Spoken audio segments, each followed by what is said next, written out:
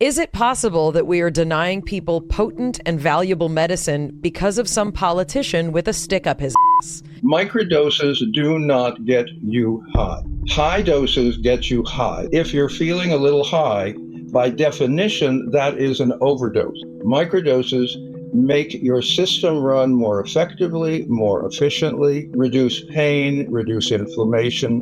Microdoses seem to be as beneficial for depression as they are for chronic pain. Certain conditions where medical science isn't doing a good job, like long COVID, it seems to be able to make a difference.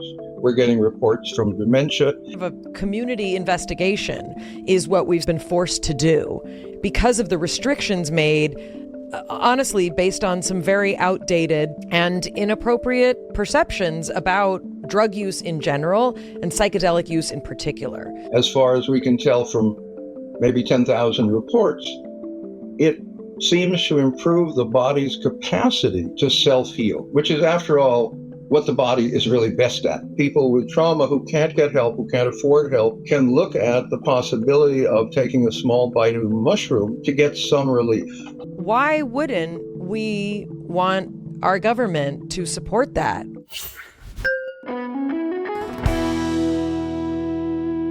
Hi, I'm Mayim Bialik. I'm Jonathan Cohen. Welcome to our breakdown. This is the place where we break things down so you don't have to.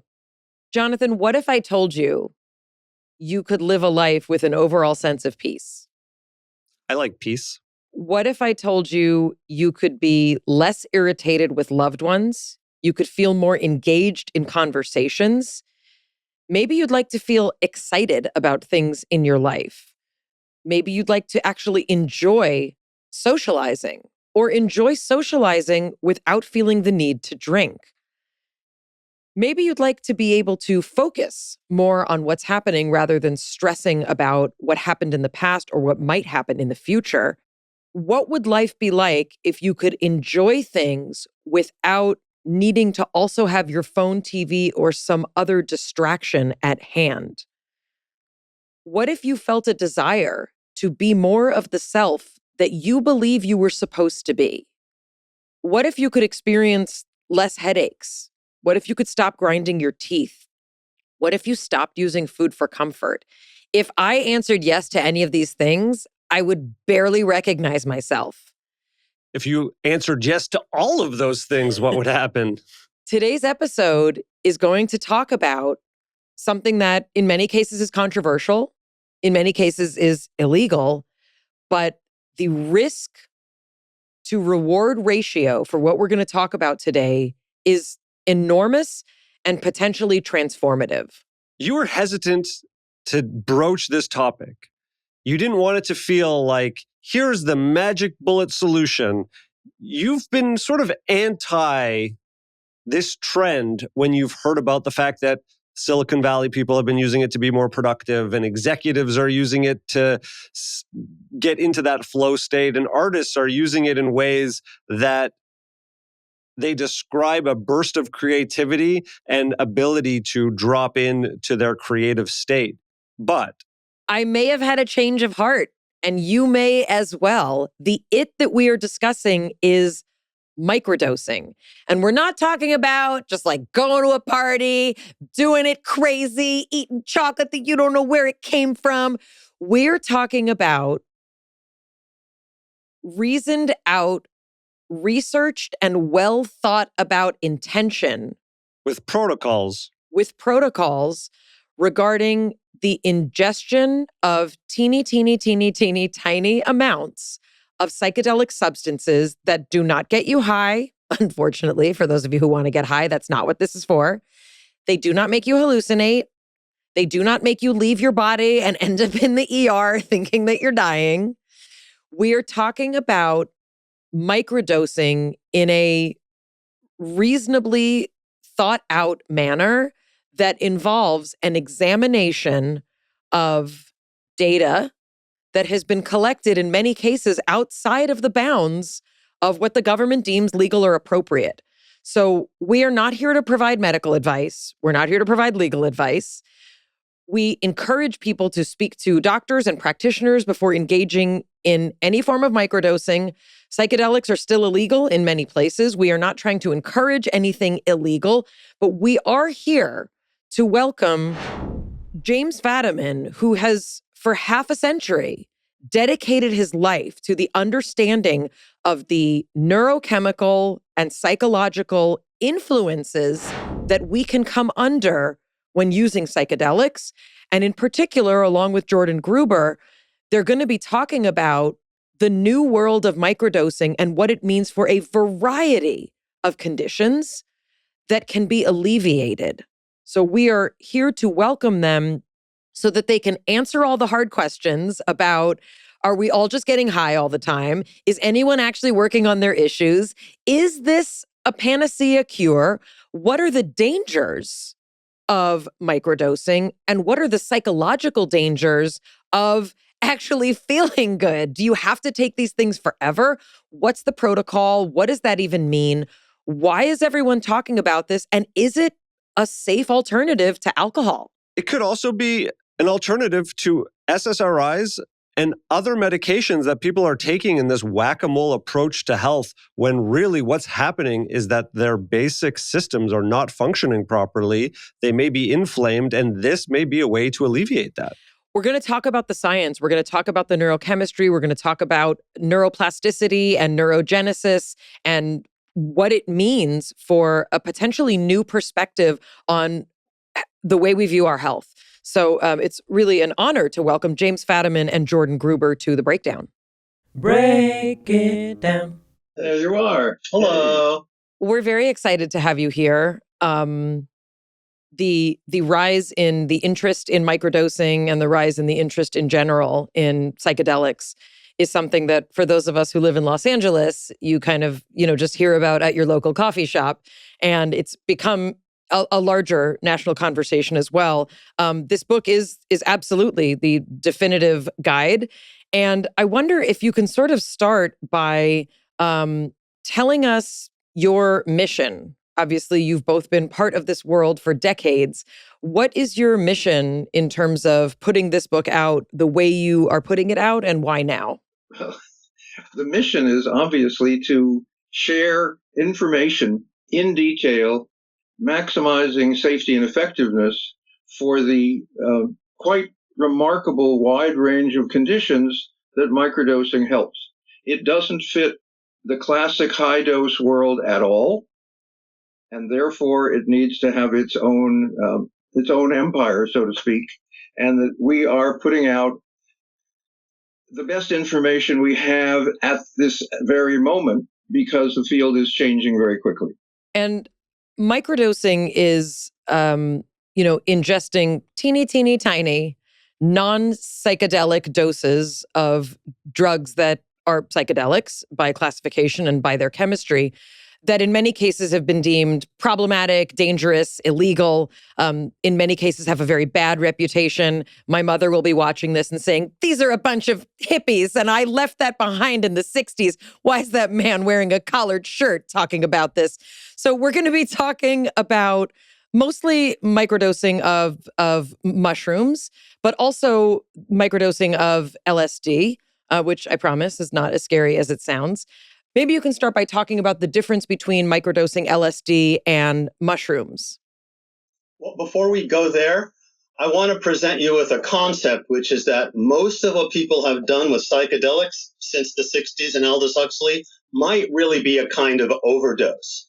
And that at the microdose level, 1/10 to 1/20th of a standard recreational dose, you have this really broad swath of benefits, both in the physical and mental conditions and in enhanced performance. And the other thing where, you see great visualizations and things change and you're thinking differently and all those crazy things happen, maybe that's really a kind of overdose. And this is where we need to kind of pull back to get the full value from these medicines. I really appreciate that. Before I ask you to talk about the difference between LSD and mushrooms, I want to dip a little bit deeper into this because, for many people, those experiences are transformative. I mean, I definitely know people who, have had very bad trips and have had really bad episodes. And, sometimes you do end up in the ER. It's a thing that happens.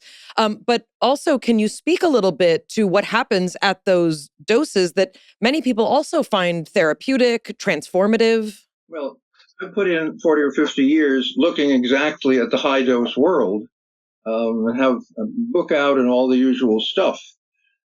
This is not the same thing. This is, imagine someone says, well, alcohol makes you sick, makes you vomit, and makes you say stupid things. And you say, well, I had half a glass of beer. Should I be frightened?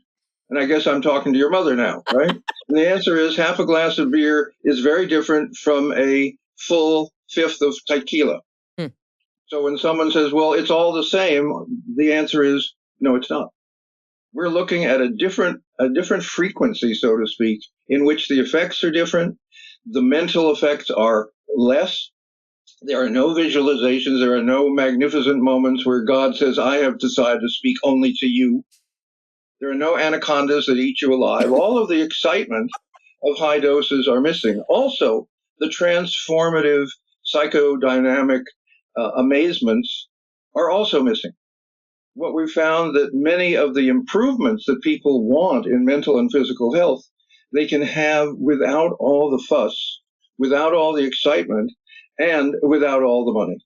Awesome. So talk a little bit about the difference between microdosing LSD versus mushrooms. If you match doses correctly, almost none.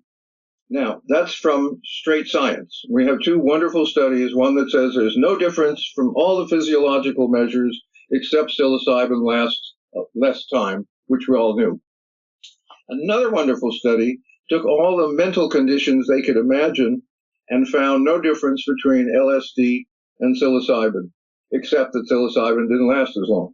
Okay? Now, let's put science aside and let's look at what we call real-world evidence. It is definitely agreed on throughout the psychedelic world, which is millions of people, that LSD is better for conditions that you want mental acuity, that you're interested in problem solving, that you're looking at abstractions, that you're looking at thinking about.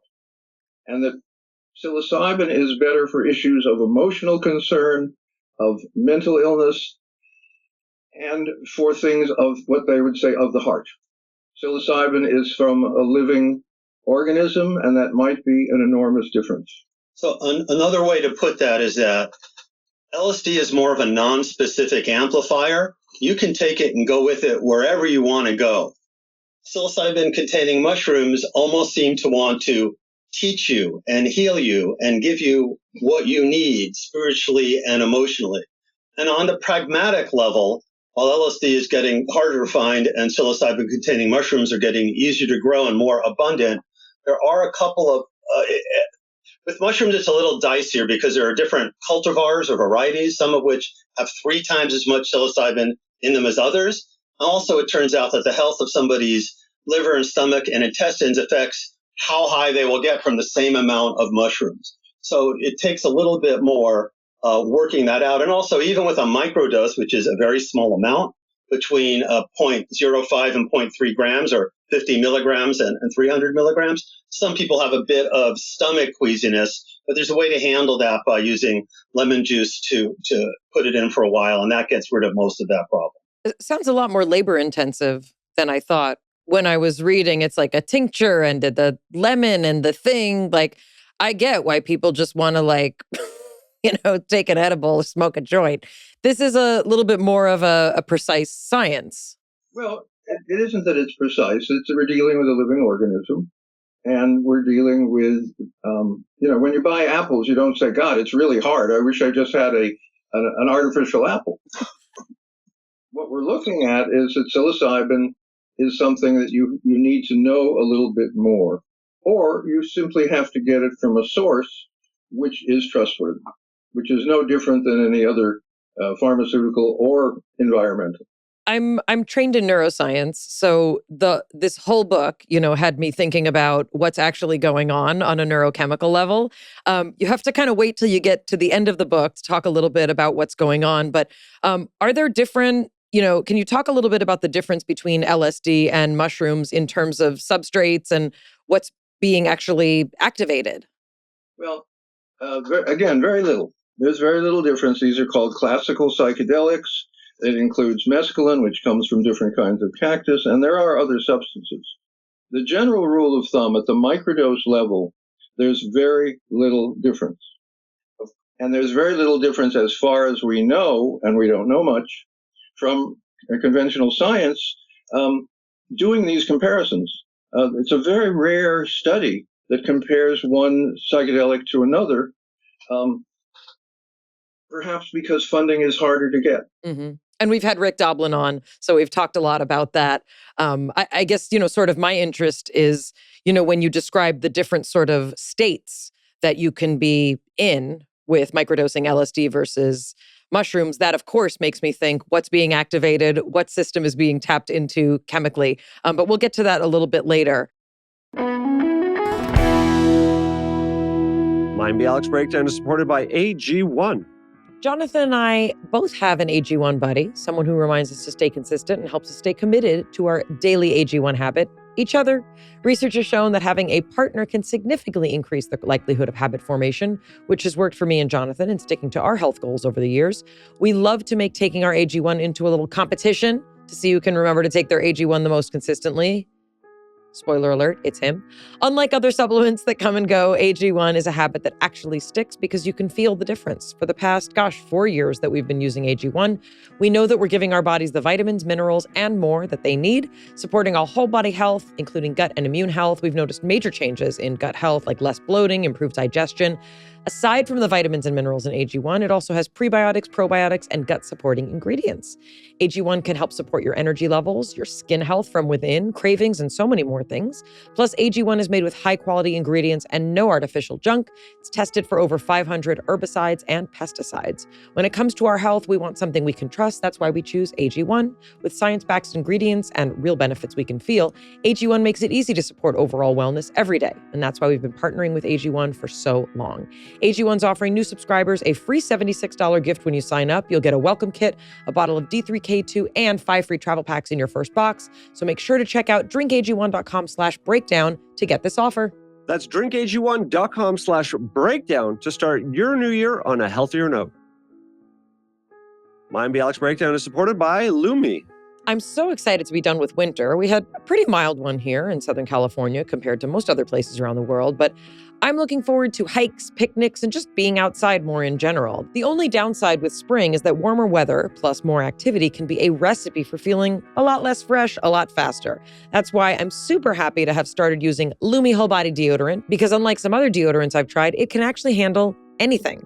I'm very picky about smells, and so this is also a big deal. Like, what does it smell like? I love the scent options that Lumi has to offer. Lumi's got a special offer right now. New customers get 15% off all Lumi products with our exclusive code and link. Use code Mayim, that's MAYIM, at LumiDeodorant.com, LumiDeodorant.com.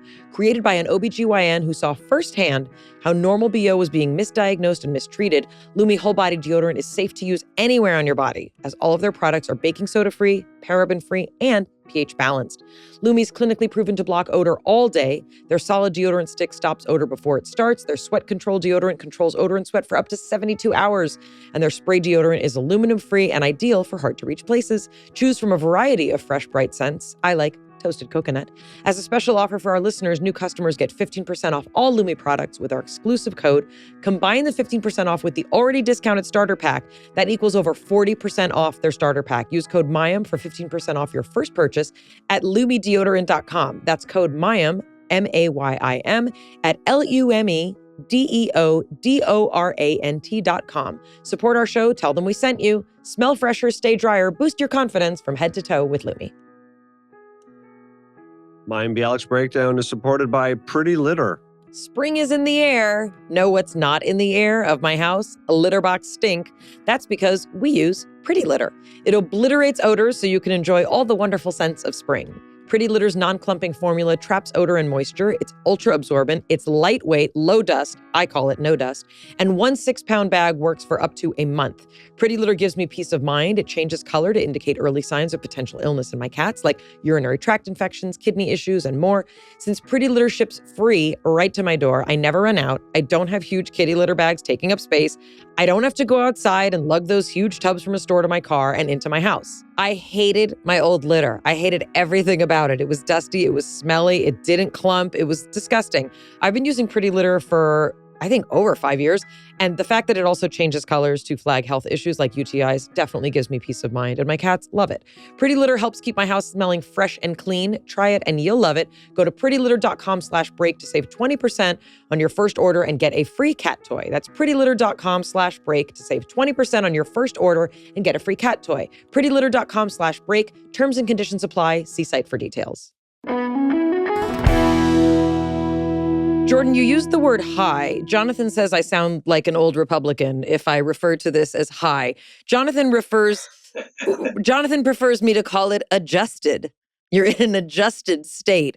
Do you like using the word high when we talk about this state? No, because let's be clear, because it's easy to get sloppy here. Microdoses do not get you high. I'll just do it one more way. High doses get you high. That's why they're called high doses. Microdoses make your system run more effectively, more efficiently, reduce pain, reduce inflammation. They have a lot of effects. But what we know is, and again, we go mention about 5 times throughout the book, is if you're feeling a little high, by definition, that is an overdose. That is too much.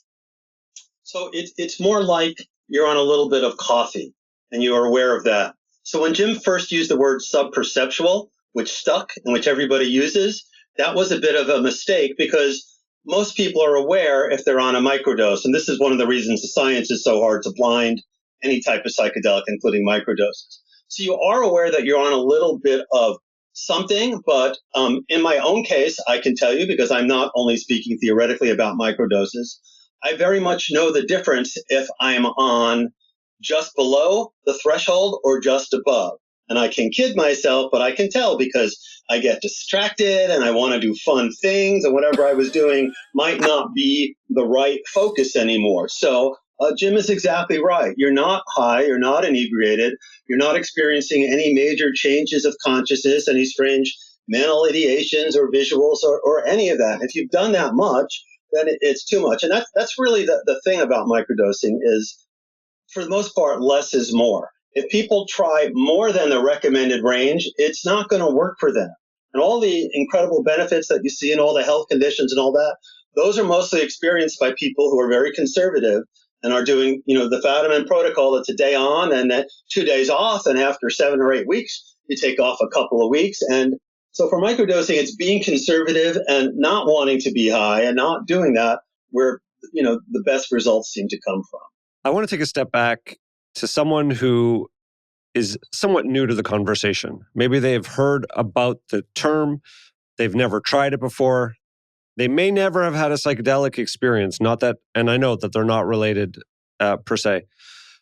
How would someone start to consider whether or not they should engage in something like this, if it's right for them? As Mayim and I were going through the book, one of her concerns was that it's a very wide swath of people that it can potentially help. But how would someone start to evaluate if, again, it's outside of their experience to date that it could help them? Well, they would start, for example, of paying attention to this program. This program says you need information before you start. You don't go into the pharmacy and say, "You got any good stuff lately?" And I don't want anything with a label on it. Okay? You say, "I would like this particular substance for this particular condition because I have been informed by my physician or by my friends or by my spouse, or in many cases by my children, that this might be beneficial. And if it's not beneficial, I will probably have no reaction at all." We see the book as presenting sort of a buffet of possibilities and options. We're certainly not telling anyone that they should do that. And if anyone approaches us and says, I want to, but we stop them there and say, that's all you need. You're not, it's not Whatever right your reason for not taking is good enough for us. What brought you specifically to your own journey with this? Well, what brought me into this is that I had lunch with someone named Robert Forte, Forte, who told me that Albert Hofmann, who developed LSD, in his, his 90s, was saying, I use small doses then I use it when I want to go into the woods and think. And then I was in Santa Cruz, California, which it is easy to find people interested in experimenting with new ways to use psychedelics. And so I suggested to some people that they try 10 micrograms of LSD. And they said in the next few days, when they came back and told me, said, hey, man, that was really cool. And then they said, this is the day after, and I feel as good as I did yesterday. And I didn't get high at all. I just feel good. That was where it started. And it began to be explored by other people. Someone I met when I was giving a speech in the Midwest said, hey, it would be really cool is if we sent like 100 like tabs of LSD, but at the microdose level, and then we'll send them a notebook and a pen, and we'll get reports. And I said, you're saying I should send illegal drugs through the mail with my return address? He said, no, man, I'll do the sending. So we began to get reports from really all over the country in some detail about the effects of these very small doses. And that's really how it started. And yes, the interest is extreme, wider than LA. According at least to Google, there were 3 million searches last year for the word microdose. So it's out there. So what happened really is Jim started, no one in the world of psychedelic research was looking at this or really ever had. And with his already decades of experience, he started looking at it and doing what someone trained like him knows how to do. And reports started coming in and a signal started building. And before you knew it, there were reporters asking about people coding in Silicon Valley with microdosing and articles in magazines. And it kept building and building all the way up to Michael Pollan and Ayelet Waldman. And it became bigger and bigger because it actually works. In my case, because Jim and I have been friends since about 1990, he told me about it in 2009, shortly after. And I thought, oh, okay, I'll try this. And I found it to be very effective in all the ways we're talking about. So would you call this nature's best kept secret?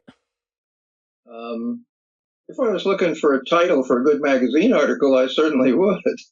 Except that we know that it's been, the secret has been discovered by indigenous people for thousands of years. But in terms of the culture that we both grew up in, that we all three grew up in, it wasn't noticed.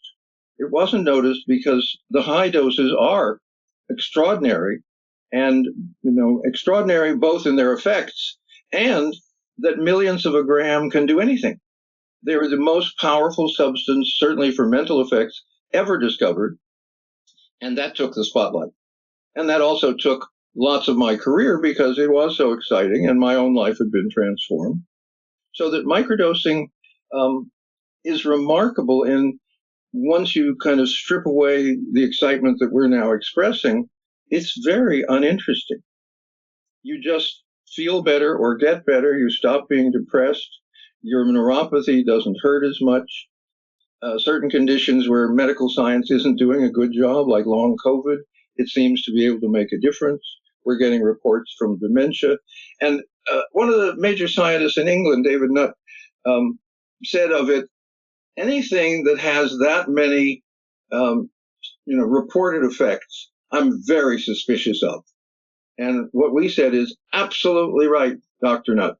Unless you stop thinking of it as a pharmaceutical and imagine that it might be better considered like a vitamin. Nobody is upset when you say a vitamin helps all systems. Just as exercise, exercise isn't for a condition. Exercise improves the whole body. And so it looks like, as far as we can tell from maybe 10,000 reports, it seems to improve the body's capacity to self-heal, which is, after all, what the body is really best at. So the the book is, kind of goes category by category, talks about all of the different kinds of conditions that that people report, significant changes in. Cognitive enhancement is one of these categories. There's, interesting discussion about, ADD and ADHD, and chronic pain is another one that's fascinating. This is a huge market. I think you quote, 50 million adults in the US experience chronic pain. And this means pain that kind of persists because of a perseveration of your brain and not necessarily a physiological component. That's an example of something that, Big Pharma makes its living out of, selling drugs to people who have chronic pain. It often doesn't work. It gets people addicted. And we, have a national epidemic of overdose because of a lot of these medications. Talk a little bit about sort of what we think is happening with microdosing and something like chronic pain. Well, chronic pain can also be defined as inflammation. Anti-inflammatories, from aspirin on up, relieve pain. Microdosing or microdoses of classic psychedelics have been found in the laboratory and in rats and in humans to be anti-inflammatory. So it should be actually not a surprise that it reduces pain. What is less well known is that an enormous number of mental illnesses also measure with, as part of the symptomatology, inflammation. So it is less surprising to us that microdoses seem to be as beneficial for depression as they are for chronic pain.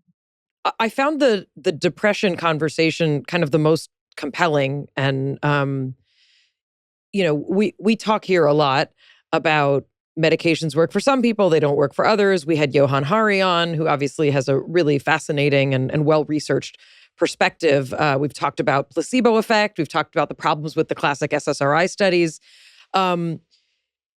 What's also true, and you don't really get into it in the book, so I kind of wanted you to speak to it today. What's also true is that a lot of people are depressed. A lot of people are living in an overstressed world. They feel that the pressures of our culture are too much. The demands from work, from family, from, expectations. A lot of people, their finances are struggling in the economy. Many people are unhappy, and many turn to recreational drugs to, quote, feel better. Many use and abuse alcohol. Many get lost in their phones and are scrolling on social media. It occurred to me as I was reading this, are we all just depressed and we all deserve to feel a little bit better?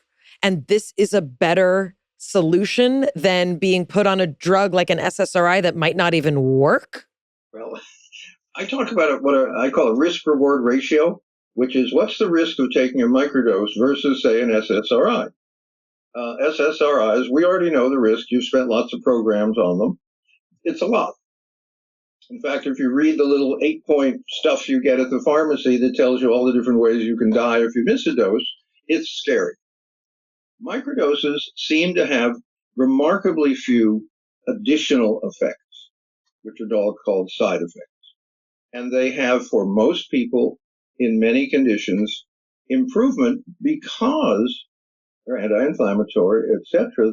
They improve the functioning of the whole system, and the whole system is very good at repairing and restoring and recovering from all kinds of conditions, including ones that conventional medication, because it's so symptom focused, simply can't do. So microdosing does three things overall that we know of, at least. One is this: it has an anti-inflammatory effect because all the psychedelics are strong anti-inflammatories. A second is neuroplasticity, which we haven't spoken about yet. And the third is that they tend to generally bring you back to a state of equilibrium. And as Jim likes to point out, a lot of people in the report say, I'm back. It's the me that I love. So we wrote another book 4 years ago called Your Symphony of Selves, that talks about different parts of who we are and taking these subpersonalities seriously. We know that psychedelics tampen down the default mode network, which is your sort of ordinary sense of self when you're not focusing on anything and what you're like. So if you have a little bit more neuroplasticity going on, and the default mode network is toned down, then microdosing can bring you back into parts of yourself that enjoy life more. And you can remember some of that, and you can sort of, the rewire metaphor is a bit, especially with you as a neuroscientist, but it's the best words we have. But you can, once you remember that part of who you are, you can kind of double down and do things that will bring you back more of the parts of you that really enjoy being alive. I'd like to ask a difficult question, and I hope that you'll take it as it's coming from a good place. I'm a lot more fun with a glass of wine in me. Everyone enjoys me more. My children think I'm a better parent. I'm nicer to them. I'm better to myself. Jonathan, for sure, prefers to spend time with me with a glass of wine in me. I choose not to drink because of other effects, namely, apparently after you're 40, you just can't sleep if you drink, if you're me. I also have a physical allergy, like my palms itch and I get a rash. So I'm the kind of person who, I'll just be honest, I'm a dysthymic person. I never have operated in my God-given life at a happy level. It's just not how I'm wired. I enjoy things. I can have pleasure, like, oh, okay, that's fun, But to be honest, I didn't drink till I was 21. And I realized I'm a better me when I'm like not tipsy, but it removes that veil. I also have similar experiences with pot, which are less interesting because you get paranoid and then you think you have to go to the hospital. Like, that's my chemistry also. Mayim Bialik's Breakdown is supported by Shopify. When you think about businesses that are selling through the roof, like Magic Spoon or Thrive Cosmetics, another one of our sponsors we love, sure, you think about a great product, cool brand, and brilliant marketing, but an often overlooked secret is actually the businesses behind the business making selling, and for shoppers buying, simple. For millions of businesses, that business is Shopify. Nobody does selling better than Shopify, home of the #1 checkout on the planet and the not-so-secret secret with Shop Pay that boosts conversions up to 50%, meaning way less carts going abandoned and way more sales going.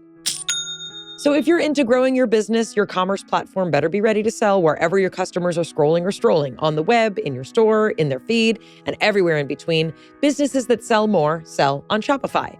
Upgrade your business and get the same checkout that MBB and Thrive Cosmetics use. Sign up for your $1 per month trial period at shopify.com/breakdown, all lowercase. Go to shopify.com/breakdown to upgrade your selling today. Shopify.com/breakdown. Mayim Bialik's Breakdown is supported by BetterHelp. I've been fortunate to have a few support systems over the years that I can say have drastically changed my life, like my relationship with my therapist. That has definitely changed my life. I also have different community support groups, some self-help groups, some mentorship programs. Think about your favorite leaders, mentors, and idols. They don't all have the answers, but they know when to ask questions or seek support from a community. In a society that glorifies hyper-independence, it's easy to forget we're all better when we have a support system behind us. Therapy can be a source of support for any area of your life. Let's shift the focus from doing it all to knowing that we're better when we ask for help. It can sometimes be hard to start therapy, to say, I need help, or I need a different perspective. But if you find the right match, and finding the right match is so important, it can really transform how you live your life. BetterHelp is fully online, making therapy affordable and convenient, serving over 5 million people worldwide. Access a diverse network of more than 30,000 credentialed therapists with a wide range of specialties. Easily switch at any time with no extra cost. Build your support system with BetterHelp. Visit betterhelp.com/break today to get 10% off your first month. That's BetterHelp. HELP.com/break. I'm just being this person. The thing that worries me is if I'm putting myself in a state where, as you said, all the things you said, George, that sounds amazing. The self that I should be, I just feel better, like I'm not high, I'm just a better me. If when that wears off, and presumably even on the protocols that you describe in the book, at some point it's going to wear off. If I then realize that I need to start doing that again, to me, that is the definition of addiction. The withdrawal symptoms are so significant that the only solution is to return to the drug, meaning I don't like being me. So I would like to be the person I am when I'm microdosing. Is that just that I was made a little faulty and I need a little help? I'm asking you like directly. Let's take it from where you're coming from, which is I'm a normal, somewhat neurotic, somewhat depressed, somewhat aware of what's going on in the world, human being. And I find, as people have for, thousands and thousands of years, Yes. alcohol at a small enough dose makes you less aware of all that. Okay? And it also overcomes social anxiety to some extent, et cetera, et cetera, et cetera. Now, unfortunately, the new data, as we know on alcohol, is a lot will kill you quickly and a little bit will kill you slowly. So it has, let us say, on the risk-reward ratio, the risks keep growing as the science improves. Okay? So let's be aware of that. Now, the question you're basically asking is, gee, if microdoses make me feel better, aren't they just another addicting drug? And it's a very realistic question. And fortunately, the nice thing about having thousands of reports and literally millions of people using is we have some good reports. Psychedelics have one curious side effect. High doses and low doses, they're anti-addictive. What that means is that if you take the same amount too long, you will lose the effects. And if you up the dose, it doesn't work. Okay? So the way people have evolved using psychedelics is once in a while because it takes a whole day among other problems. With microdosing, there are what are called protocols or schedules or how often you take them. None of those schedules are every day. So you start by something you're taking once every couple of days, once every other day, and no matter what you're taking, after 4 to 6 weeks, you take a couple of weeks off. Can you explain why? Why is there this protocol? Why can't I just take it when I want it? Why can't I take it every day? Everybody would love me in that mood every day. Well, two reasons. One is the first thing we found is that the effect lasts for most people. The effect of noticing it, just as a normal person without any symptoms, you're not trying to cure anything, you're just curious and it's fun. And you notice what Ayelet Waldman called a really good day. And we've all had them, even if we're very depressed. And at the end of that very good day, what we've found is people will say, "Oh yeah, I forgot I microdosed today." I mean, it didn't intrude into the day. They just noticed that they ate a slightly better breakfast, that the traffic didn't bother them so much, that the SOB 2 doors down, two cubicles down, that they were nice to them, which was surprising. After work, they noticed they did one more set of reps. As one of my friends said, the only way people can tell I'm microdosing is the light level on my laptop. I lower it a little bit. They're nicer with their kids, and they have better sex. Okay? Now you say, well, gee, don't I want that every day? And the answer is, if taking it every day would lead to that, maybe. But what really happens, and this is why we call these things something that are healing, they're not a symptom suppressant, which alcohol is your system is getting used to functioning at that level. It doesn't take it every day, but so your system takes over and handles it the same way. And what we find in depression, as you read, is for many people, they take it for 4 to 6 weeks, and then, as suggested in their schedule, they take a couple of weeks off, and they remain not depressed. So why? And they say, well, why would I go back on the anti kind of depressant microdose if I'm not depressed? And they stop. Other people will stop, and after a few weeks, they will find that their depression is creeping back in, and they'll do another cycle. There are differences between those two groups, and we do have some evidence. But what we're seeing is At the moment, I've had a little bit of surgery and I'm taking an antibiotic, but I'm going to stop because it's done its job. It's protected me from having an infection from the surgery. I don't need to take the antibiotic really works. It prevents my having an infection. Why don't I keep taking antibiotics forever? And we all know that's a little nutty because we're taking it until the improvement is in. So that's a great difference between, remember, most medications are symptom suppressing. They prevent you feeling pain, nausea, depression, whatever. And the reason you take them every day is because as soon as they are excreted by your system, since they have done nothing to improve the underlying condition, it's great for marketing. It's great for sales. It's not good for health. I mean, this is a beautiful point. And Andrew Weil has talked about your book, and we're a huge fan of his. For many of us, Andrew Weil was the first introduction to the fact that you actually have your body has the ability to heal. Your body has the ability to generate better states if given the right kind of environment.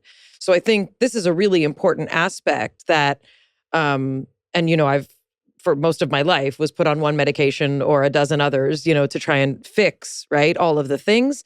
And look, for many of us, for people who are in a state where they are suicidal, where they are, at a place where they don't want to be institutionalized or where there's a fear of that, certain medications are suppressing symptoms so that they can function, in the world.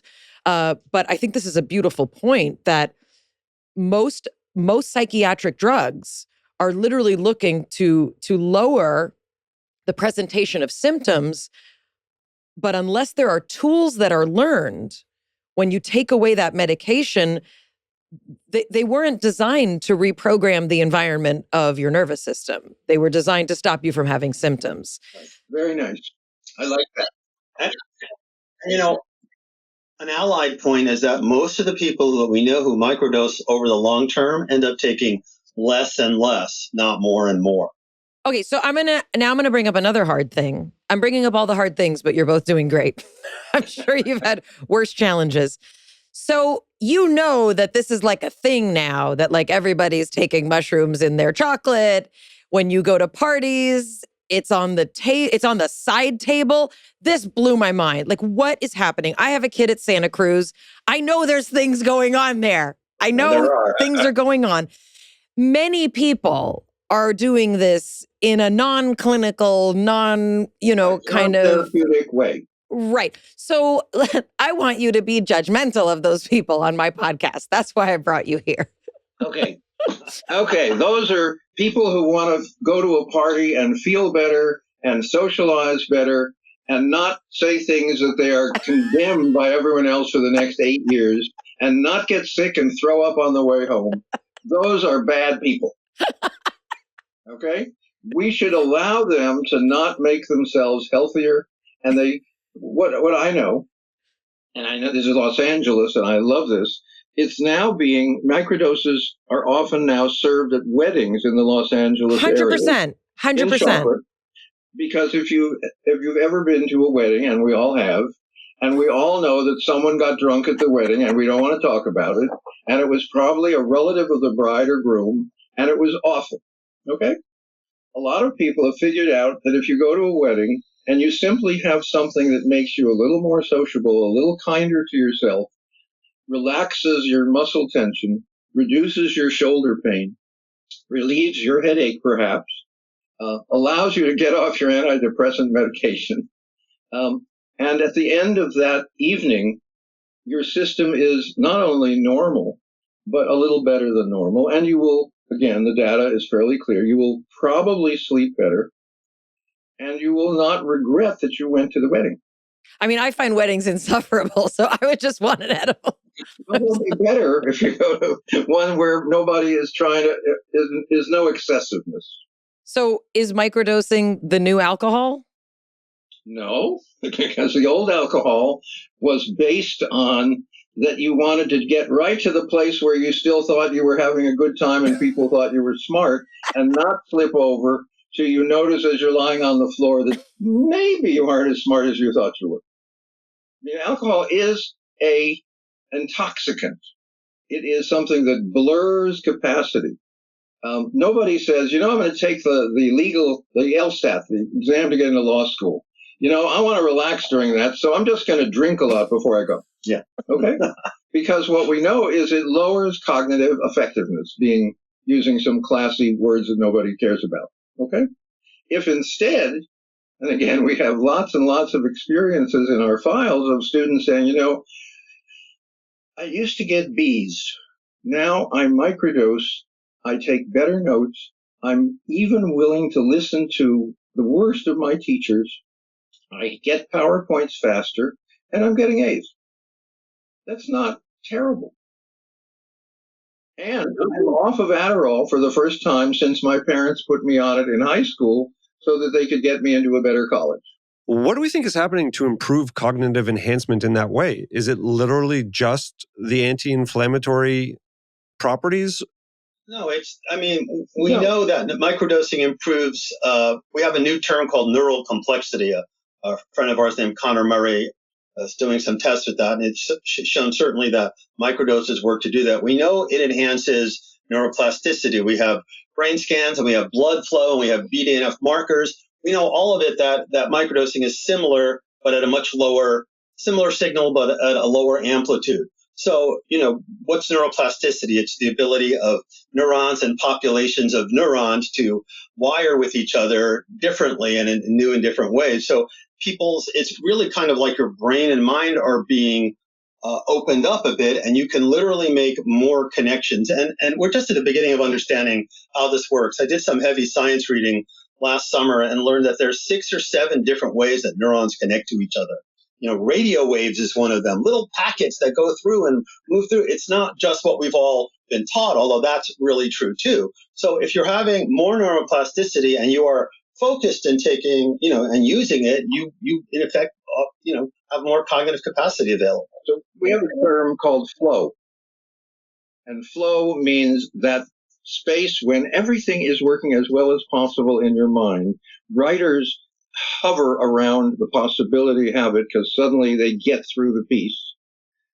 And so do people in cognitive science and in mathematics and in higher sciences. It's a very normal term for really being able to focus for a long period of time. It looks like, according again, only to hundreds of reports. We're not talking about laboratory statistics. We're just talking about people who use it in their daily work or in their graduate studies. And what they report is that if they are on a schedule of microdosing, they are not more creative, as in more brilliant, but they are longer creative, as in being able to focus for a longer period of time successfully.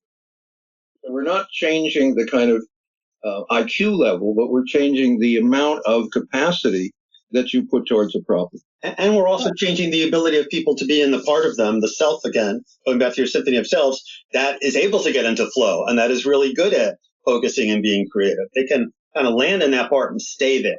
Well, and I think that's sort of a place where the default mode network comes in, because there is an enormous component that microdosing seems to be tapping into. Things like self-consciousness, right? Things like fear, psychic fear. Like, am I saying the right thing? Am I thinking the right thing? Can I do this? The tape that plays in your head, which, was put there by your parents and all of your ancestors and all of the neuroses that, have been inherited.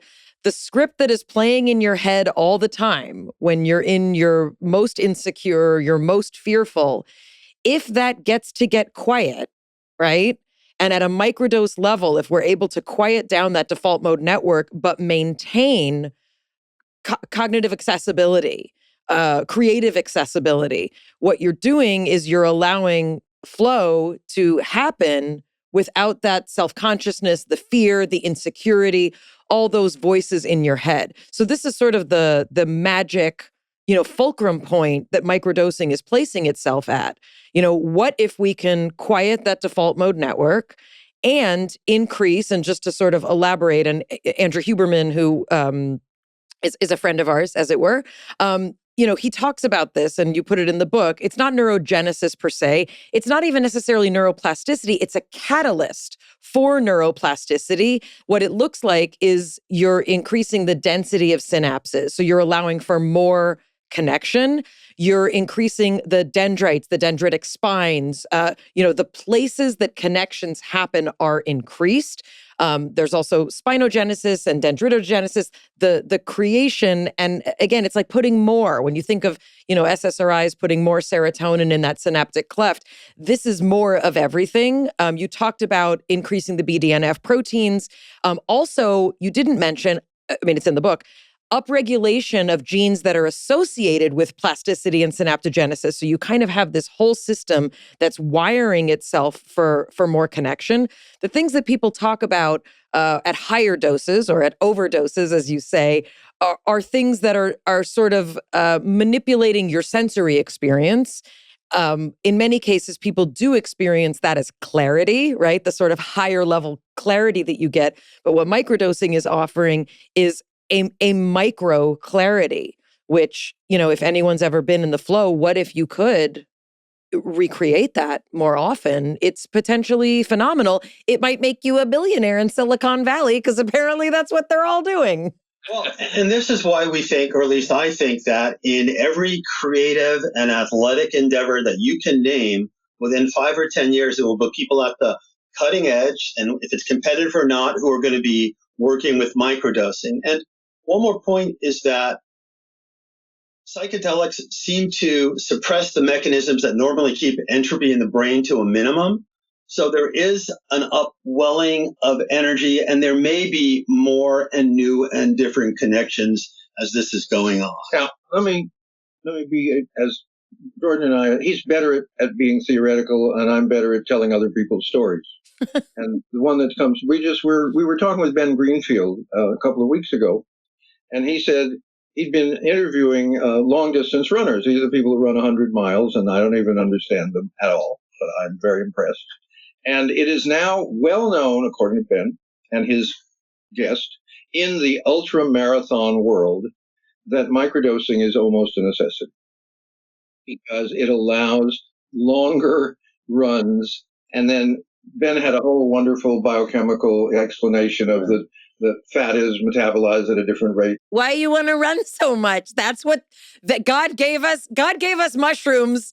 God gave us mushrooms that we can microdose, and you want to run more than 100 miles? Why? Well, no, these are people who are already running more than 100 miles and are questioning why are they doing this. Let me give you an easier example that we can all identify with. The beautiful early story that focused us on looking at things like social anxiety. Social anxiety is you don't feel good in where other people are present. This was a college student, and she said, I'm going to give this an experimental try. So she said, I took a microdose and I went to shop at Target, and instead of keeping my hood on the whole time, taking forever to make my choices, and dreading going through the line, I went and I looked at other people and I made my purchases, and it wasn't difficult. And I chatted with people in the line. I said hello to the cashier. And I was basically no different than anybody else who's normally is normal. And that was her understanding of what she was looking at inside herself. And we don't know what are the neurological mechanisms that were in play. So as someone who lives with social anxiety and also is in the public eye, I was on a very popular television show for 10 years, and I kept getting nominated for Emmys. And everybody was like, this is amazing. It's the pinnacle of your career. And every time I got nominated, you get a phone call early in the morning from your publicist. Every time I got nominated, the first thing I thought was, I have to get a dress and I have to be around all of those humans. What am I going to do? And I was sober every party I ever went to. And I wouldn't say I was miserable. I suffered from the things that people with social anxiety suffer from. It was an insufferable situation. And now I'm thinking back, if everybody is microdosing, though, there's no variety of human experience. You're not going to have that person in the corner who you get to say like, oh, that's an Asperger's girl, I'm going to date her. Everybody's going to seem like normal. Well, that's the argument that was made in listening to Prozac, back 20 or 30 years ago. And, might not have had all of the great genius throughout human history and the paintings and the works if everybody was happy. So we got to make sure that everybody's not happy. Well, right. The other possibility is it's more as if everyone is an artist. They're not all going to paint the same painting. Mm. I find actually that mental illness is not as attractive as mental wellness. Says you. You're going to have to come up with a new identity. I think you can do it. I was looking at that when I was kind of, looking at you before we did the show. I thought, you're recovering, and then you've got this long list, and you would fit in our book with all the other people with long recovery lists, except that you don't have yet the system to hold on to it. And at one point we said, what if we imagined that microdosing is simply something that is available and that tends to improve the health of human beings? Are there anything else we can think of with that magnificent? Yes, I can think of several things. Exercise, good nutrition, good sleep, hydration, social relationships. That group, we all understand that if you have any of those, the assumption is everything else is going to be better. If I get enough sleep, I am not nasty. That doesn't mean I don't have, I still have the ability to be nasty, but it isn't easily triggered. Okay, so if someone says, well, if the way you're thinking is everyone had enough sleep, the world would be healthier. And the answer is, you're absolutely right. Well, the other way to say it is, if we were living closer to a state of our natural God-given love-based humanity, we wouldn't all be suffering the way that we are. But most people, are on somewhat of a hamster wheel. We have a lot of people, who we have guests on our show, and we love talking to them about seize your inner artist, and you shouldn't have a job that doesn't bring you joy all the time. And like, if it's not working for you, like move, And the fact is, a lot of these things, and there's been some very interesting articles specifically about, like upper class, wealthy white women who are enjoying microdosing because it's making their lives tolerable. Because we were told if you have money and the husband and the 2 kids, everything will be fine. And guess what? Wherever you go, there you are. We are all, potentially suffering beings on this planet, which leads to my next question.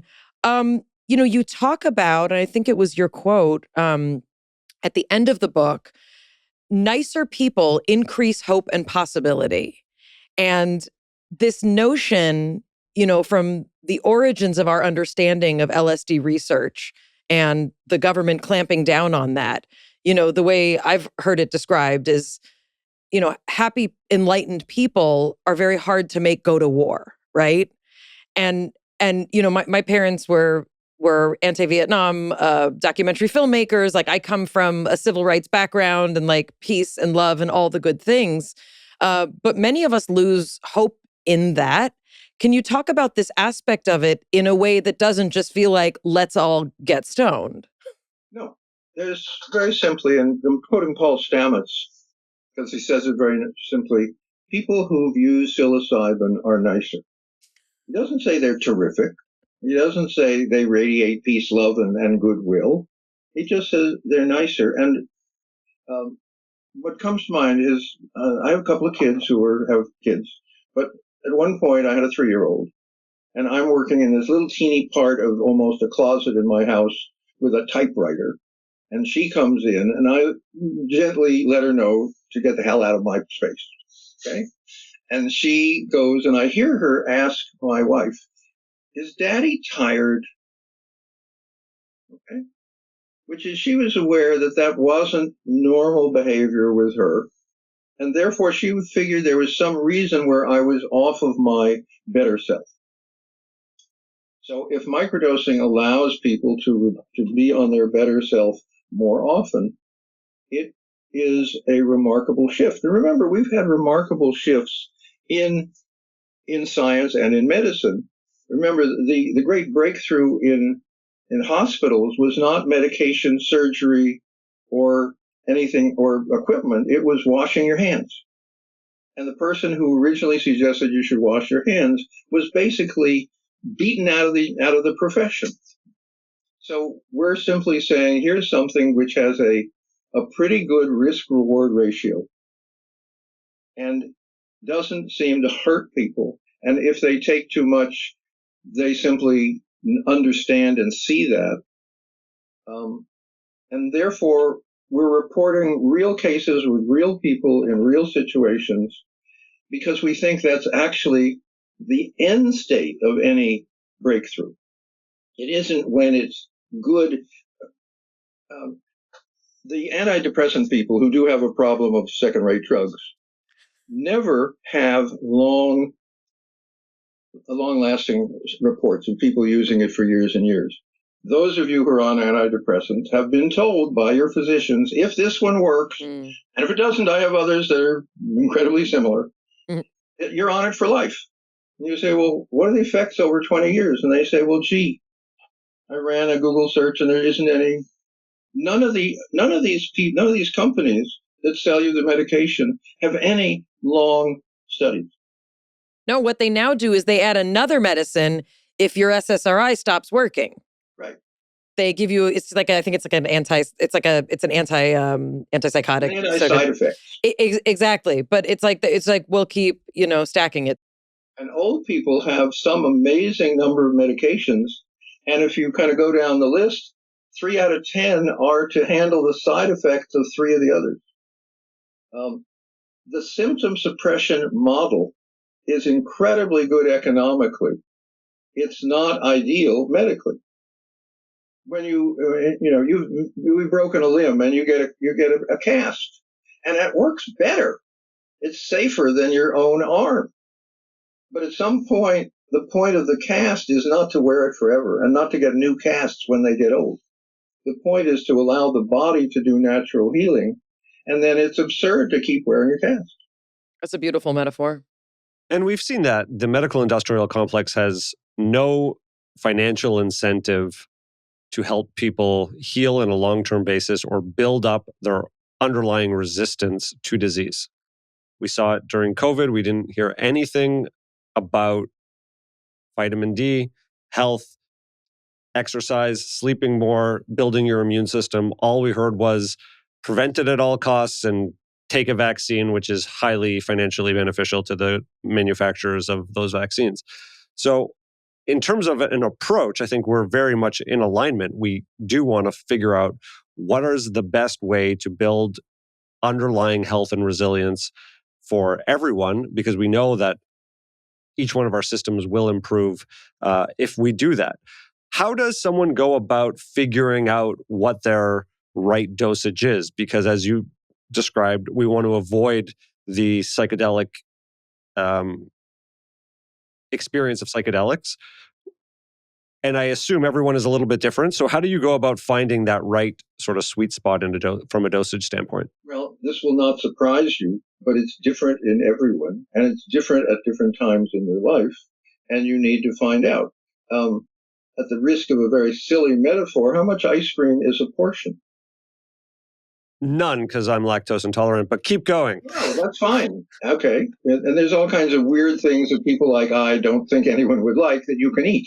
The point is, you have made an awareness that there's a whole class of things you can't have at all, and there's a whole other class of substitute things that you can have in moderation, but you have to keep checking. And that's what we do. I mean, one of the things I learned in the restaurant business when I've done a lot of consulting, and there was a wonderful guy who said, we serve portions that are too large. And I thought, why would you do that? Waste, so forth and so on and so on. He said, people feel better when they have more than enough to eat. We're not selling food, we're selling comfort. Okay? So what we're looking at is microdoses allow people, And again, you have to find out what's the right dose at the right time. And we are not discussing dose regimes or how much on a program, even as good as this, because we think people need to get the information in enough detail so they understand it and they can refer back to it. But again, the one thing we can say to people who've used psychedelics, and that's, by the way, between 40 and 50 million Americans since psychedelics were made illegal, is you need to find out how it is with you at this time. The nice thing with microdoses, if you take too much, you'll know it. And you'll, just as you do with ice cream or turkey at Thanksgiving or champagne at weddings and so forth, we will have very, very finely tuned it's too much meters. And that's the answer that I was sort of thinking about, because what it says is that in the learning about this protocol, you may get a little bit too much and then you back off. And so you become aware of your relationship to it. It's almost, not really possible to avoid getting a little bit too much to find that sweet spot. So yeah, you want to start low and you want to go slow. You want to do it on a day, the first time, let's say, when you don't have any real world responsibilities whatsoever, on the off chance that you're the 1 in 100,000 people that has a major experience in a very, very small amount. I didn't even know that's possible. But so that's what we say. But one of the hard piece of information in the book is what the average dose that we recommend, what the high, and we've even reduced the average suggested dose for psilocybin. It's down from what we used to say. And, all that stuff is in the book. And you do really want to start really low and just experience it. And in Reddit, interestingly, there are examples of people taking an order of magnitude less than what we recommend. As our lowest dose. As our lowest dose, and still having, and here's an interesting fact: each microgram of LSD has 1.54 quadrillion molecules of LSD in it. So you're getting more than enough molecules if you're taking a few or several micrograms to hit, every cell in the 40 trillion cells in the body, and the 1/10 of those that LSD might affect, for example. But let me go just back. We really have a little mantra, and it's exactly what you're asking, and we agree. The mantra is start low, meaning start below what you think will have any effect at all. You don't start by saying, how much can I put in before I go nuts? Okay? It's the other way around. It's the way those of you who've had children know about new foods, which is, I've never tasted in my life, it's yucky. And you as a parent say, I just want you to have a little taste. And sometimes they say, oh, that wasn't so bad. And sometimes they say, I was right. The smallest taste is really yucky. So we as adults are capable of the same kind of behavior that we do with our children, which is you start at a little taste and you only go up if it isn't working well enough. And the desire to take more is one of the problems that we all have with things we like. That's why overweight is an issue sometimes in this culture, not only because of the inferior food that we're offered, but because if it tastes good, our system is designed to nourish itself on things it likes. And microdosing, we say, yes, you feel good on this amount. You actually won't feel better on more than that. It's different. And so that's why we say you really need to do your homework rather than rather than just listen to us and say, okay, I know what to do. The statistics, in this country, which, I think in many cases are underreported or understood. Many, many people come from complicated homes, would be the nicest way to say it. And many people grow up in homes where there's abuse. And as Gabor Mate and many of the, wonderful people we've had on this podcast talk about, trauma with a capital T or trauma with a small case t can change your physiology. It changes your nervous system's ability to take in information, to process emotions. For many people who have trauma, what it ends up looking like in their teens, in their 20s, and then beyond is in many cases, depression, it's anxiety, it's nervous system dysregulation. What happens when those people who are reporting all the things that you'll report in depression, what happens when those people, in theory, microdose? Can this work the same way? Are there other mechanisms that would need to be in place to help people who have trauma, who have other kind of significant abuse that they're, that's at the basis of their depression? Or is it kind of like all depression can benefit from it and maybe the brain will rewire and repair some of the damage done by abuse and trauma? What we found, and again, I would say what we found because we're not doing it to anybody. Okay? We don't give and haven't given psychedelic microdoses to people. We have reports from physicians who use them, from hospitals who use them, from people in native jungle areas who use them. Ibogaine, by the way, is used for improving hunting and improving sex, for example, in Africa.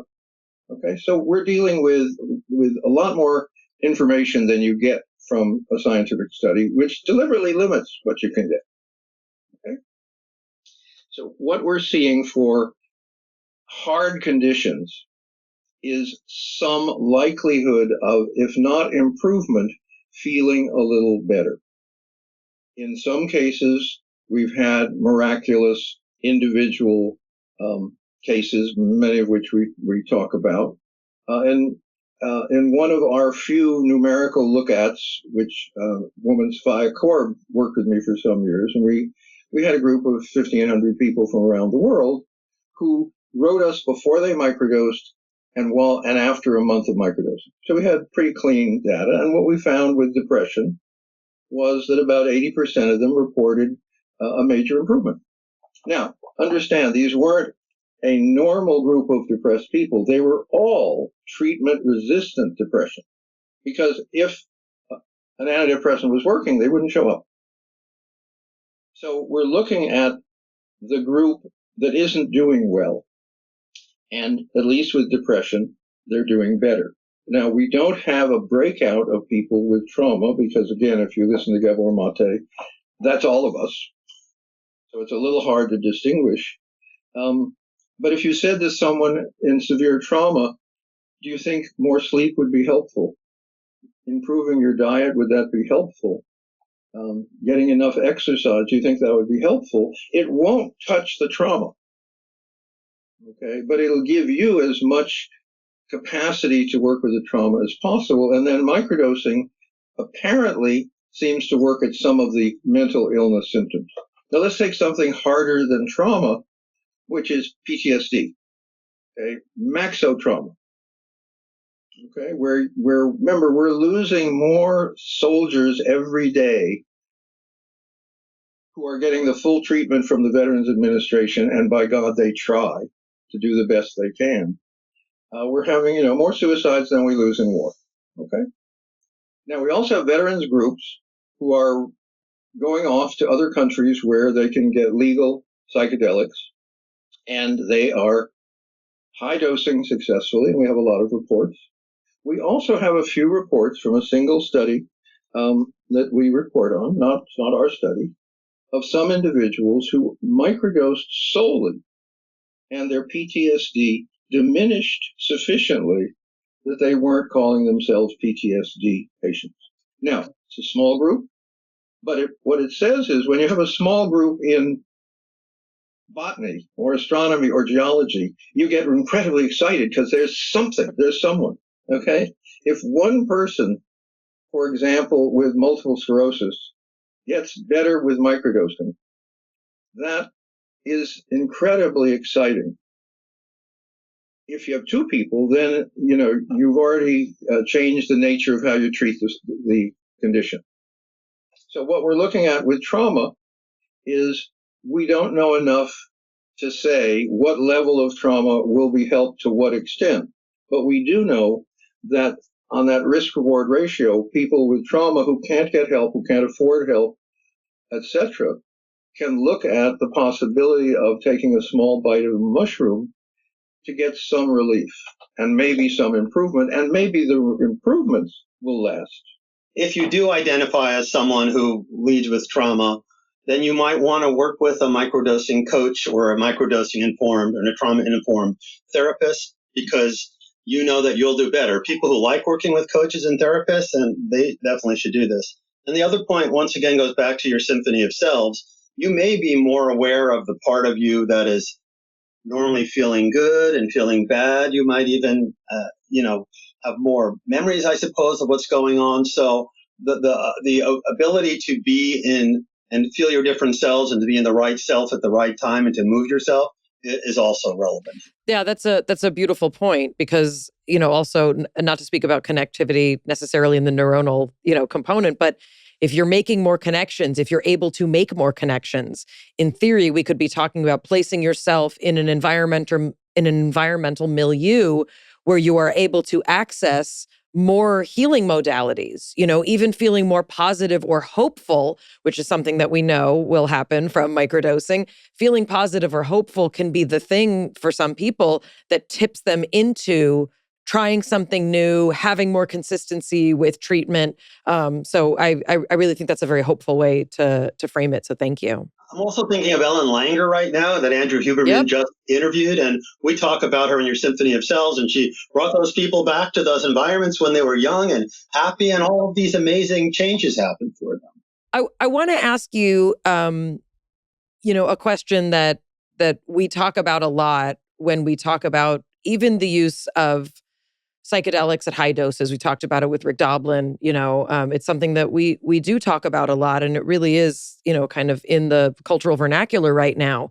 The way that I framed it when Jonathan and I were prepping for this episode was, is it possible that we are denying people potent and valuable medicine because of some politician with a stick up his ass? Is that a yes or no question?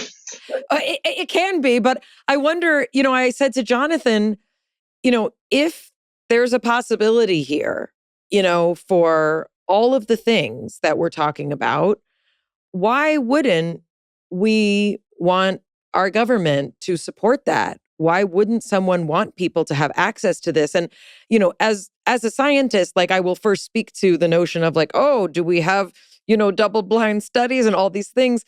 And there's a really interesting thing you talk about here in kind of a community investigation is what we've sort of been forced to do in the last half century because of the restrictions made, honestly, based on some very outdated and inappropriate perceptions about drug use in general and psychedelic use in particular. So can you speak a little bit to, this, you talk about how, the objections to the use of psychedelics in any dose are not psychologically based. They're not even medically based. They're politically based. Can you talk a little bit about that? And culturally. Right. And remember, Nixon made psychedelics illegal as part of a program to be able to attack and arrest people he hated, who included people who didn't like going to Vietnam, included people who smoked marijuana and thought the idea of killing people, even people that are bad, was not a great idea. As one of his henchmen said, did we know we were lying about the drugs? Of course we did. Okay? So we made a policy change. And then curiously, the medical profession said, maybe because the government says it's bad, maybe it's bad. And the risk-reward ratio, of course. It's hard to find something that doesn't have a certain amount of bad. But psychedelics at their very worst have never approached what automobiles are. But we already had automobiles when we were figuring out the bad. Okay, so, and there are not only politicians as you described them, but there are politicians who stand up in Congress and say, I'm a vet, and I found that my mind had cleared and I got over my PTSD by taking a psychedelic. I think the government should allow them to be researched so that, and he doesn't say this, so that other Congress people might have the same opportunity. He doesn't say that. But he does say that, and as different people, as you point out, are widely available in the culture, as more and more people find benefit, it puts pressure on politicians. And what's happening across the country in Massachusetts and Colorado and Oregon and other places is we're, quote, decriminalizing psychedelics, which means if you're not doing anything criminal while you have a psychedelic in your system, it's not a crime. Alcohol is not a crime unless you're doing something like driving with so much that you don't drive well. But alcohol is not a crime. We tried making alcohol a crime, and all it did was make it more popular, and higher proof stuff became more available. We also have to remember that in our culture, there are sort of multiple stigmas against psychedelics. It's the puritanical ethic that has been embedded in this country since its founding. There's an anti-pleasure component, and psychedelics can lead to increased pleasure. And then there's the general notion that anything you do to change your, God-given sense of who you are in your mind has got on some level to, be bad and wrong. And actually, Tim Leary talked about this in some very poetic ways. And all of this, there's a lot of people who think that if you take anything at all that's not, approved, then it's bad inherently. Can I ask about your groovy necklace? Yeah, this piece is called Phrenite, Prenite. And I was in San Diego last summer and saw it. And usually I wear a meteorite around my necklace because I collect meteorites. But once I saw this became my go-to piece for important events with interesting people. Wow. It's a stone of dreaming, I see. Yeah. Jonathan knows more about stones and crystals than I do. But do I get any credit for that I'm carrying an Apple computer in my pocket? Which I use at important events. Does that give me any credit? And Jordan gets credit for that? He gets credit for his groovy necklace. Sorry. Thank you. Okay, I give it to him. I think it's really important to explore ways of feeling better, whether that be through psychedelics or looking to the edges of things that were previously told that we shouldn't take or that we may not fully understand. We have to go behind the motives of why an agency, a person has tried to control things that could be available for us. So I'm really appreciative of the work that you guys are doing. And I know that there are a lot of people that this is helping. And I think we are just at the beginning of seeing just how many applications this can have. That's exactly where we feel is that the number of applications for a while felt too much until we began to be able to generalize that they all had the same basis of improving the functioning of the whole system. Then it kind of almost was uninteresting because the whole system is the whole system. And actually, it's kind of frightening that people have these myriad of problems that come back to one fundamental problem, that the overall system that they're relying on isn't functioning properly. What I want to thank you both is you've said so many things really beautifully that we would say only we would be accused of being too extreme and kind of positively excessive. The reason that we take a kind of neutral position, which is here's a couple of thousand people who have tried these for their conditions. Why don't you consider if your condition matches theirs, and maybe your experience might match theirs? I do want to ask one other thing in terms of what Jonathan just said. We're hearing a lot about making America healthy again. And there's a lot of things that RFK Jr. says that I do not support or like at all. And then there's some things he says, especially about diet and the medical system, that I'm kind of like, wait, which side is anyone on anymore? I thought I was a liberal. Am I still a liberal? Yes, I'm still a liberal. But I wonder if you can speak about, in terms of what we see as, where do you see microdosing fitting into trying to make America healthy again? Is there a place that this could fit into what we think of as an agenda towards understanding health better? Yeah. And that's why I kind of push that metaphor of we'd like to be in the same group as exercise and sex, which is the question for me is always, what's the danger of taking this? Okay, so when people come to me with remarkable conditions from remarkable places, I have a great story that takes place in Namibia, for example, with shingles, okay? And the question is, well, if microdosing might help, What's the risk? The risk is it won't help. That's not much of a risk. And so the place in the health healing and increased performance world is the people who've tried it are the best judge of whether it's effective. And until now, the commercial demonization of psychedelics, that's trying to make money in an old-fashioned way using things that don't fit the model. Somehow they've let microdosing alone. A couple of companies are beginning to figure it out, that even if you don't take it every day, you would take it often enough to profit by it. But that so far has been avoided. So we've had like 12 to 15 years of not being driven by capitalist issues. And therefore, what you're seeing, and why the book is interesting, is these are all people who decided independently, certainly like 90% independently of their physicians. The other 10% said, well, I've been using it and it's pretty good. So again, we're getting physicians, we have psychotherapists, we have, all the various therapies who also are personally microdosing, and that's what they share with their patients. So we're very grateful to have shared with you. And Jonathan's point is really, how does this fit into the system? And it fits into probably the same place that the difference between overprocessed food and organic food fit, which is one is better than the other. And the risk-reward ratio of organic food is a better risk-reward ratio than highly processed food. See, I'm stripping away capitalism as a defining variable, but we haven't had the problem that's also been plaguing high-dose psychedelics, which is chasing money, not health.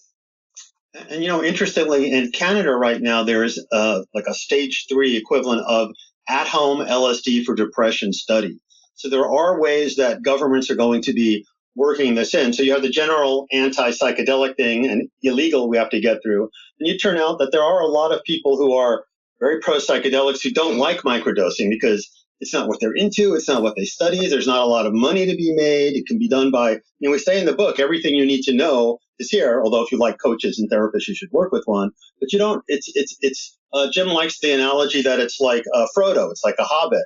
Now, not a lot of people have paid attention to microdosing, but that's also why word of mouth is spreading it, because it's so effective. And you don't have to get all involved with the system and your doctor and all that things. And yet with all that low risk and the possibility of great rewards, it's very interesting to a lot of people. I have a colorblind child, and one of the only warnings in the book is about colorblindness and microdosing. Not colorblind, red-green. Correct. So is your child red-green colorblind? Yes. Okay. I've already told him about this. We're having a grown-up conversation. Oh, no, it's wonderful. No, it's a fun thing, because early on, when we had that happen, I was working with Sophia. She found a colorblind friend to check it out, which was, if you're colorblind and you microdose, you will have what are called tracers. Tracers being a kind of follow spot. When you have an illumination like in the ceiling and you move your eyes, the light, you get a kind of little trail of light, just like that. And it's irritating. Okay, and it's also super common with high doses, so that all the high doses people say, yeah, that's what it's like. So we say you shouldn't take it if you're red-green colorblind, because you'll have tracers. Well, see, we don't live in a world where we restrict people. We just give information. So we get information that says, yeah, you do get tracers, but I'm not depressed anymore. Okay? I'm not depressed about being red-green colorblind. So being red-green colorblind only gives you that peculiar after effect with microdosing, but it doesn't seem to interrupt any of the other effects. So let your child know, and your child can make their own decision. And there are some studies talking about the amelioration of colorblind symptoms from higher doses of psychedelics, which I'm just fascinated. I need to get into this mechanism because... that study is one guy. No, okay, but you taught me that one guy can be very important information. Hey, one guy can change your life. And I want to know about his rods and cones. The book is Microdosing for Health, Healing, and Enhanced Performance. James Fadiman and Jordan Gruber, thank you so much for this conversation. We really, really appreciate it. Thank you for the work that you do for all of humanity and the way that you present information. And thank you both for wearing collared shirts so my mother can't say they were a bunch of hippies. Thank you, man. Thank you, Jonathan. Thank you, Jonathan. I'll be honest, I don't even know where it is legal or where it isn't legal. It's legal here? This is on voting ballots? I have no idea. I actually have no idea. In certain cities, you can get it. But people are getting it illegally. This is the other thing, and they talk about this in the book a lot. Like, it's clear that a lot of people don't care what's legal and what's not. It's illegal in California. They're also taking LSD when you're not supposed to do that. So for many people, it doesn't matter. Also, I'm going to say a really hippie thing. I don't know, what's the difference between the government saying it's legal and it's not? It really has to do with, obviously, prosecution. You don't want to be caught with it. You don't, but that doesn't change the efficacy of the psychedelic, whether it's legal or not. And as they talked about, Richard Nixon kind of arbitrarily deciding there are certain people that I would like to throw in jail, and so I'm going to make this class of drugs that they like illegal. I'm sorry, people. I hate to burst your America bubble, and I'm a proud American. That's the way a lot of decisions are made. So you get to make a decision about what you'd like to research, look into, but the notion that this might be something that can impact so many people. And I'm not just talking about like, oh, I want everyone to be more billionaires and I want them to run 300 miles. That's not my interest. But when he talks about inflammatory diseases, when he talks about things like multiple sclerosis, like we can start to understand what these mechanisms are. And if the government would not have so many regulations, we'd actually get to do the research to figure out if there are better ways to treat things like multiple sclerosis. I mean, I'm shaking my head a little bit because I've always believed in the idea that so many disease states are actually underlying condition of something that's probably pretty much the same. The body starts to break down. The underlying mechanisms of the body are not functioning the way that they ought to. We know how metabolic disease is actually begins to show up in many different ways for people. We can also look at inflammatory responses in a similar vein. So if we can look at psilocybin and say that people can have these overall systems improvements through these protocols, not studying them is criminal.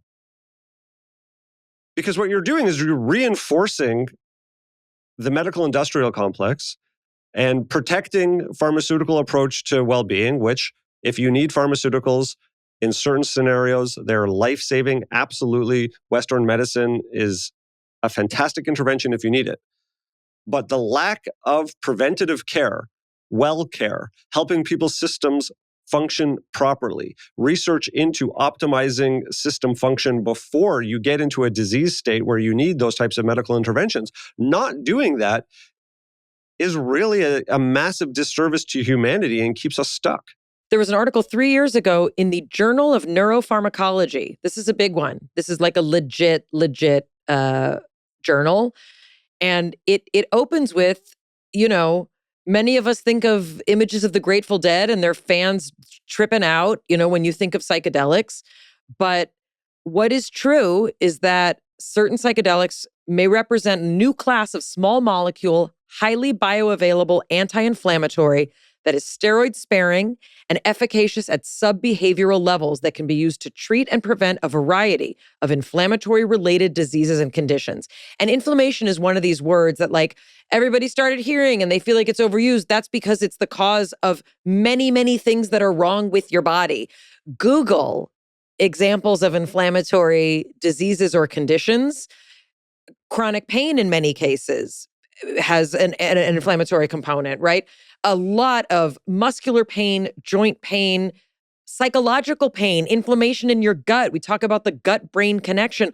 All of this is governed by inflammatory mechanisms. And of course, there's a lot of different mechanisms that are involved. But I always bring up the people who said, don't eat nightshades. Don't eat nightshades. They were right. Gluten is inflammatory. For some people, it doesn't bother them. For other people, it does. So a lot of these things also, behavioral things, attentional things, ADD, ADHD, they talk about it in the book. These are all things that are governed by inflammatory genes and gene regulation systems. If there is a drug that at sub-behavioral levels, we're not trying to make you stoned. If there is a drug that can be a global anti-inflammatory and have these kind of wide-ranging effects, why wouldn't we want to know more about it? I completely agree. We should know a lot more about it. We're going to do some firsthand research. I signed you up for the protocol. We're going to document your changes. Surprise, I'm microdosing right now. Well, I thought what he said was interesting. They didn't know us. They did a little research on the show. And he's like, she's very depressed. They watched the show's trailer on YouTube, which was like 3 years ago, where you list that, you've had some experience in treating mental health. And what they said was, I'm paraphrasing, but what they said was like, oh, you haven't had the system to like hold those changes. And what work are you doing right now? You're upregulating your overall system. You were just talking about a new practitioner you were seeing. We don't have to go into the specifics. There's some things that are private. Keep your prying ears away, audience. And I think it's an interesting idea of what are the ways in which the overall system can be strengthened to increase how it's functioning, increase its resilience so that we can make changes. Because one of your biggest, I think, complaints or concerns before the episode started was this idea that, is this just an escape? And my interpretation is that actually it's not an escape, it's an ability to have the system be in a place to integrate change. Another aspect that I think is really interesting about this is a lot of people are afraid of fun and like elevated mood states. Meaning, I don't picture a world where everyone's, kind of walking around high. And I don't think our guests did either. And that's not what they were saying. They were clear distinction. But some people have a very, I don't want to call it old-fashioned. Some people have a very, I think it is an offshoot of a puritanical notion of why would you do that? And that's silly. And like, why would you need to be in an elevated state like that? And a lot of those people are really, really unhappy. And I think if you scratch even a little bit beneath the surface, even those people probably have the things that they keep secret that keep them going. Whether it's pills, whether it's alcohol, whether it's things that the government sells you and tells you is okay to elevate your mood, i.e. sugar, right? Everybody's got their thing. So I think the notion, unless you really want to, like at the Ren Fair, when there's the Puritans, unless you're going to be those people like outlawing fun or goodness, we have to leave open the possibility that we're meant for better than a lot of the way that we've been taught we have to live. I, for one, believe that. I like that idea that we're meant for better. We've normalized a level of functioning that I think we deserve better than. Gabor Mate said that we think that's normal. You think that's normal to grind your teeth, to hate your life, to like not want to go out, to not be able to like even enjoy putting lotion on your face, right? Like to not be able to take care of your body. We've been taught that that's normal, that for your body to hurt, that it's normal, that when you turn 40, you no longer want to have sex or enjoy yourself, right? Those things, that's not how we're supposed to live. And I'm not going so far as to say that we should all be tripping balls all the time and being like, I'm one with God, it's amazing, because it's hard to come down from that mountain. But what if there's a whole other access to what is the better me like, and how do I start to access that without being part of a pharmaceutical system that in many cases is not really working? Archie agrees. He's just joined the conversation. It means that we've been podcasting too long, he's saying. So with that in mind, from our micro breakdown to the one we hope you never have, we'll see you next time. It's Mayim Bialik's breakdown. She's gonna break it down for you. She's got a neuroscience PhD or two. One fiction, and now she's gonna break down